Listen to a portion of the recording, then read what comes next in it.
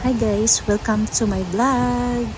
Andito tayo ngayon sa Tulio River dito po sa Oroquita City sa Misamis Occidental. And dito po yung pinakamagandang batis o river na isa sa pinakasikat dito sa Oroquita, na talagang kung makikita mo napakalinaw ng tubig. Talagang siya, one of the best tourist na pwede mong ipagmalaki sa lugar na ito. And then kung makikita nyo naman, diba, yung mga river from galing bukid. Then tapos yan, nagdala kami ng labahan, naglaba kami dyan. Ang sarap maglaba dyan guys, kay isa lang kabanlawan ba, mahumanda yun ka.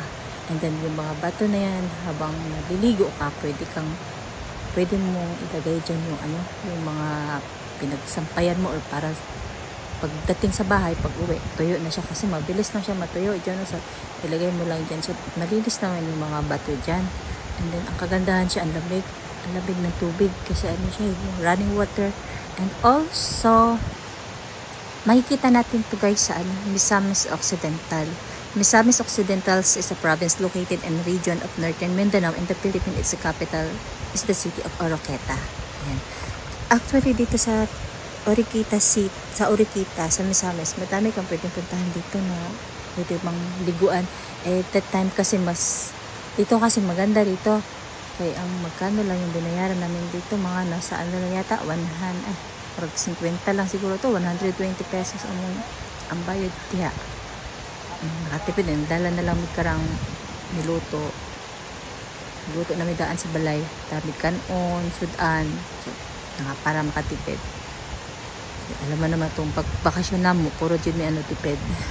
Kaya yun, nga namin diha with ang entrance fee na mo, it's only I think 120 pesos lang siya.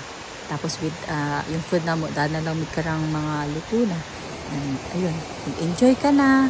Tapos grabe pa, kabugno sa tubig, kalami, ka-relaxing ka sa tubig na makainom ka dyan na lang, kanindot yung lugar ba. And then talagang siya kasi running water siya, hindi siya hugaw.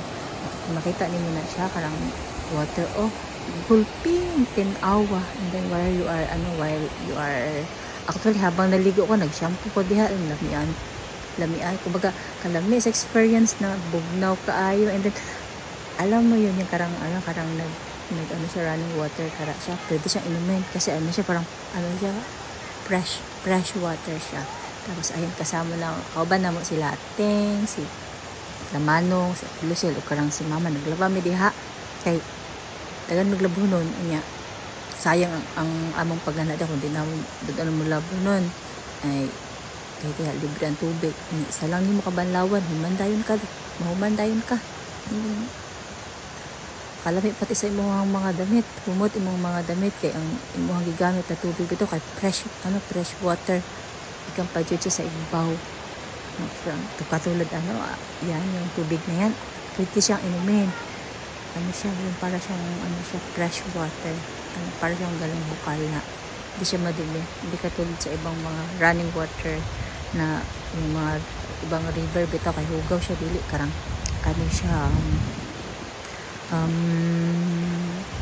malinis siya, totally good siya na clean siya totally. So yun, medyo siya sadyaon siya na lugar, pero sulit man imong pagnana diha, sulit imong pagnana diha kay ang karang lugar, ang tawag aming lugar sa Tulio River, sa makikita na siya sa Oroquita City. Yan, first time ko makapunta dyan, pero yun nga, sulit yung pagpunta ko kasi ang ganda ng tubig, lamig sa tubig, kabugnaw, ay grabe. Isang magbabad ka dito sa tubig after nyo mong maligo, kalami sa inyong pakiramdam kay parang fresh, marakag maligo sa fresh water, siya kalami sa inyong ma-feel. After that, pagdating mo nyo kaligo, magutom man ka, naon mo, syempre nakatipid doon.